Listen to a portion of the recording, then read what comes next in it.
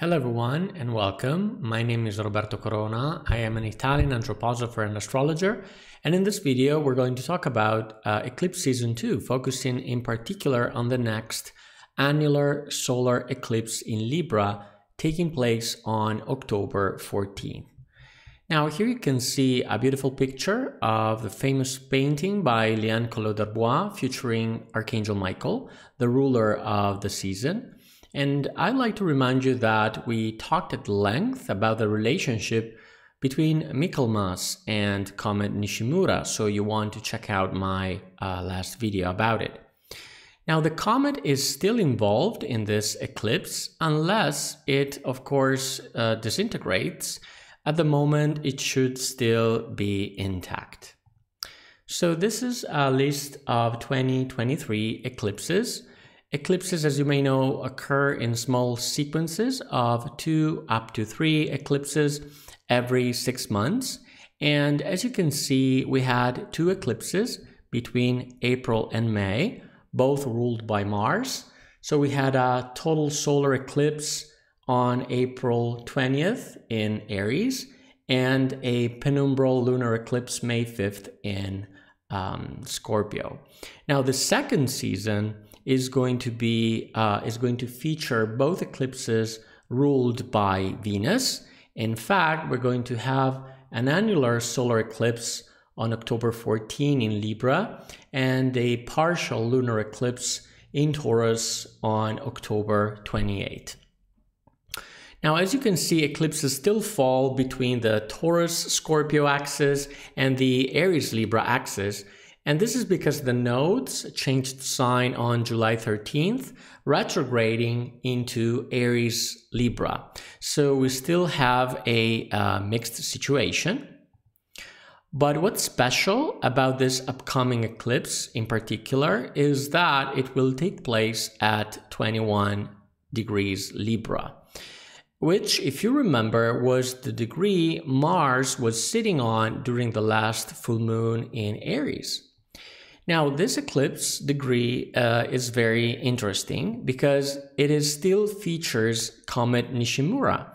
In fact, the comet began to change its latitude, moving towards south, like so, but stationing around this degree, 22 degrees Libra, and the eclipse is taking place at 21. So you can see the alignment in green here between the comet and the eclipse. So let's take a look at the chart, remembering that the comet is in tight conjunction with this event. So everything we said about Comet Nishimura is especially true for this eclipse as well. So first of all, on October 5th, Mercury enters Libra. Here it is. And on October 9, Venus enters Virgo.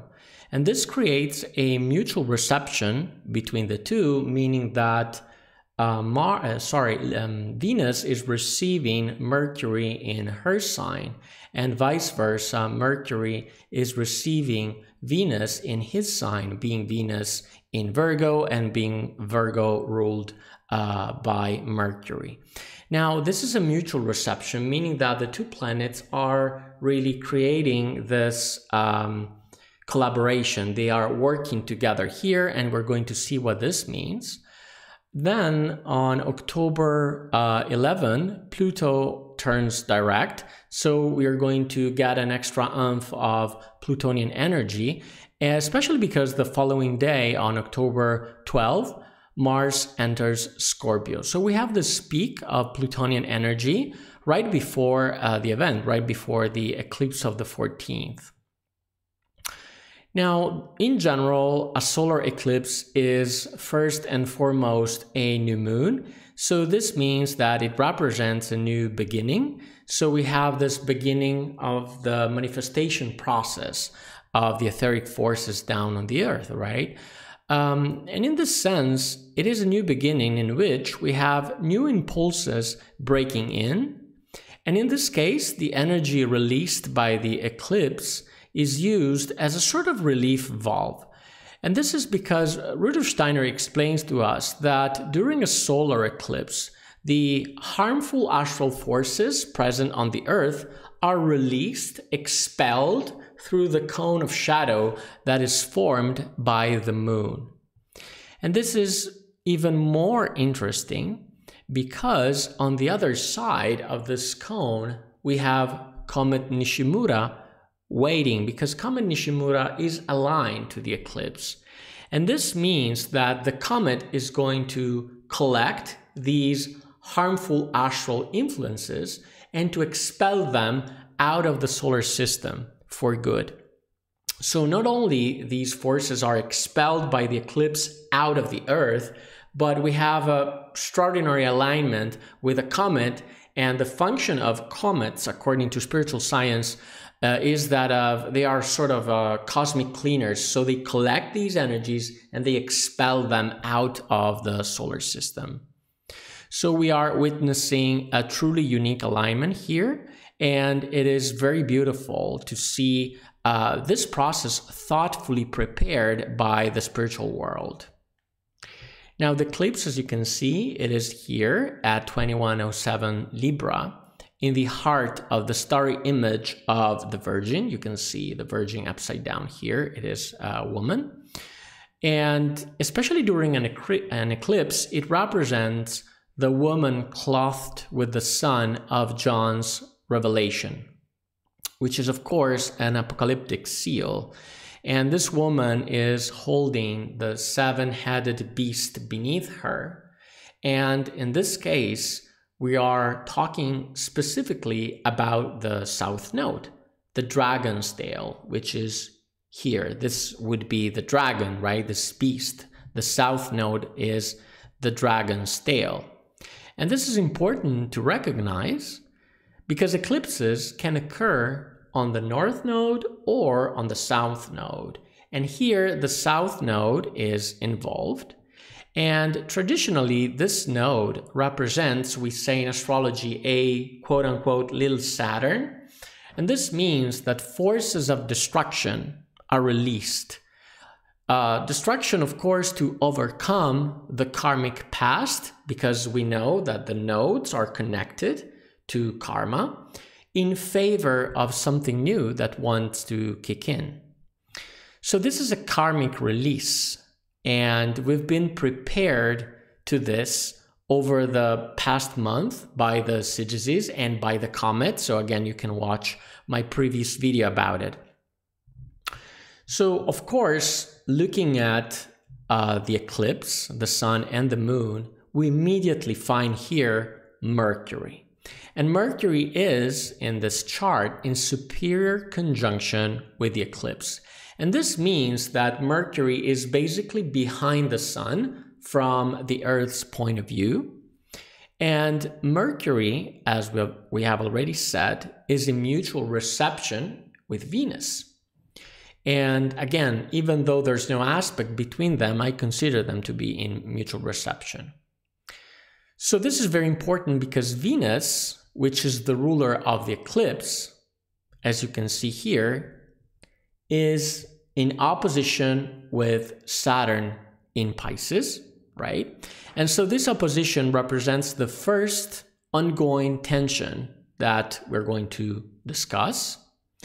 And Venus is also making a sextile with Mars. Mars is at 144 Scorpio. And this Mars, as you can see, is making a wide out of sign conjunction with the eclipse. But in turn, the eclipse and Mars, of course, both are making a square to Pluto in Capricorn. And this is the second tension of the chart. So let's take a look now at the overall meanings of this event. Now, from a physical perspective, of course, the eclipse is taking place in Libra, which from a collective point of view represents justice, law, in general, the harmony of society, and also art, culture in general. All these matters, however, are seen from the point of view of Virgo, because Venus, the lord of the Syzygy, the lord of the eclipse, is in Virgo, bringing all these Venusian significations to a practical dimension down on the earth element, because Virgo is mutable earth, right? And on the other hand, the presence of Mercury indicates that, of course, the god of communication, Mercury, is involved, who in Libra represents the great cosmic mediator. Therefore, this eclipse could translate into international diplomatic crisis or diplomatic incidents, issues, because, of course, we have Mercury, the planet of communication. Libra is justice, this law, the dimension of the law, and Venus is in Virgo, so it brings down on a more practical level all these significations. So legal mediations, formal political mediations need to be carried forward here to bring clarity into these matters. And of course, the presence of both Mars and the South Node tell us that these new agreements that we're going to find must cope with a destructive effect, because the South Node, again, is destructive. It is this little Saturn. And this means that we must confront the risk that consolidated realities may be destroyed. So a real battle, a war of power, begins here, and this war of power is represented by these two tensions that I mentioned. So it is represented by, of course, the square that the eclipse and Mars are both making with Pluto, which here represents the elite of the occult powers, also banks or large investment groups. And on the other hand, we have this other tension. We have the position between Venus and Saturn, right?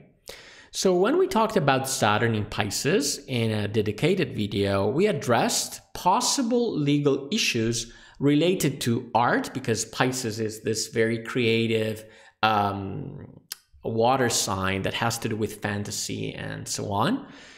And these legal issues, we related them to AI, because we know that from March, with the ingress not only of Saturn in Pisces, but also with the ingress of Pluto in Aquarius, we had this this little taste of the sphere about AI.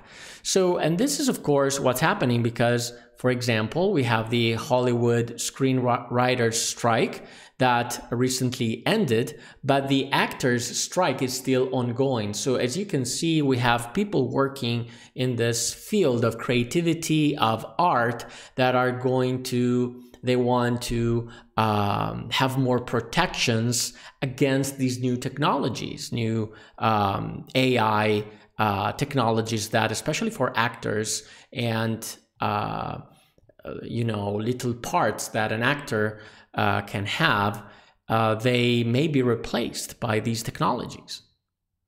Now, from a soul perspective, Libra, of course, is about issues concerning love and relationships. And in the worst case scenario, they also involve lawsuits on an individual level. But in general, here we can find power dynamics brought in this field in relationships.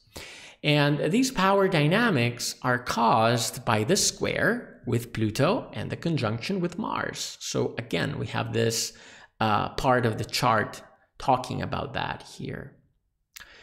Now, the opposition of Venus and Saturn here, on the other hand, in this case, should be understood as the need to find together with our partner a new direction to make things work in the relationship, because this is what Venus in Virgo likes. She likes things that work, love that work, love that is like something that we can really address as practical, something that is working for us, even though by doing so we're sacrificing the romantic dimension brought by Pisces, of course.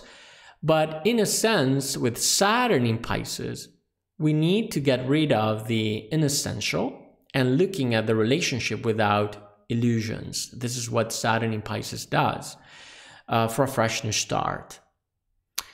Now, from a spiritual perspective, we have indicated the starry image of the Virgin here, our woman clothed with the sun of the apocalypse. And we have seen that Comet Nishimura was discovered precisely when it was in conjunction with fixed star Sirius. Now, Sirius is the star of the divine Isis Sophia, and this means that the divine feminine shines in the sky in the image of the woman clothed with the sun in this case, and she is keeping the beast, this south node, the beast with 7 heads and 10 horns. It is like keeping this beast down at bay. So we are definitely receiving this help from the spiritual world, and this is especially the case because we have the comet perfectly aligned with the eclipse. So the spiritual world is ready to take this evil and to expel it, to banish it from not only from the earth, but from the entire solar system for good. However, even though we're getting help here, it is still the karma of humanity which is being released, and this means that it is us who need to process it. So, in my opinion, things are not going to be easy. Here you can see a picture of the places on Earth where the eclipse is going to take place on one of the angles. So we have this red line here, which is the ascendant line, meaning that the eclipse is rising when it is taking place. This yellow line is the descendant line, meaning that the eclipse is setting. Now, the most powerful line is this green line, the midheaven line, meaning that the eclipse is taking place at noon, and then we have in blue the IC line. We can compare this chart with the actual path of the eclipse to see where the event is going to be more powerful. And of course, as you can see, it is going to be very, very powerful in the Americas, especially where it is going to be visible. So here in this darker line. Now, thanks for watching. As always, if you enjoyed this content, please like this video, subscribe to the channel, and turn on the notification bell not to miss out on future astrological insights. I am Roberto Corona. See you next time.